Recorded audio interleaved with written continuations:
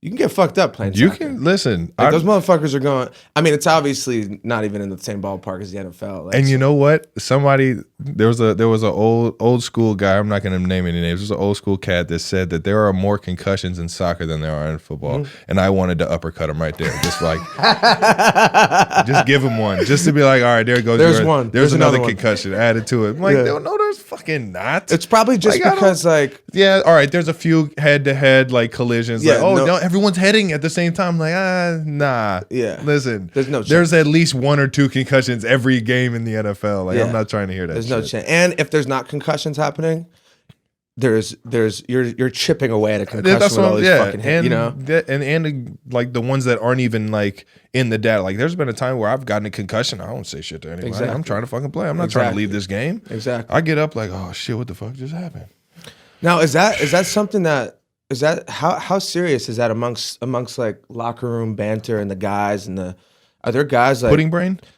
Yeah, exactly. Like, dude, my brain is slowly like becoming mush. Pudding brain. Yeah. It's funny to talk about like when like after like in the locker room. It's funny to talk about when you leave the locker room. It's like, all right, I got to seriously like think about what am I doing? No, seriously, because there's different. I mean, because you can joke about just about anything in the locker room, right? But as soon as you leave the locker room, it's like, all right, what's real and what's not real, right? Just the fucking constant damage that obviously isn't technically happening on every play, but like it's one of those things where, bro, like, are you just eliminating? You don't even have those thoughts as you're playing the game, but like it's one of those things where it's really one of the only games, if not the only game, that I feel like every play there's just a chance where it's like rocked. You can get you can just get demolished, get for absolutely sure. demolished. There's only one time where I'm just like, all right, fuck it, and that's if the ball's sky high in the air going over the middle, and I'm just like, all right, my team needs this. You know, the QB's putting it up there for me to make a play. And that's the only time I just go up and just say fuck it. And that's what it takes. Out of all the other situations, like if I'm just gonna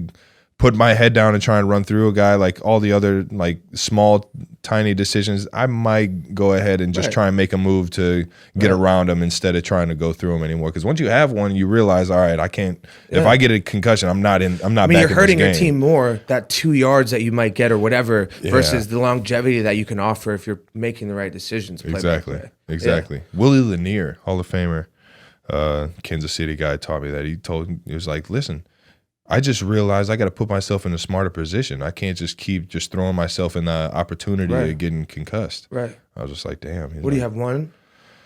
I had 2 in one season, and then I switched helmets, and I haven't had one. Really? Yeah. So we're rolling. Just more pads, more internal just padding? a different technology. Different technology. It's like the ones I was wearing were like made in like the 90s. Okay. And it's just the helmet I had. Yeah, this is just the helmet that I had used all the way through my life. Yeah, I was like, no, I'm good. Yeah. Time to put that baby to rest. Yeah. You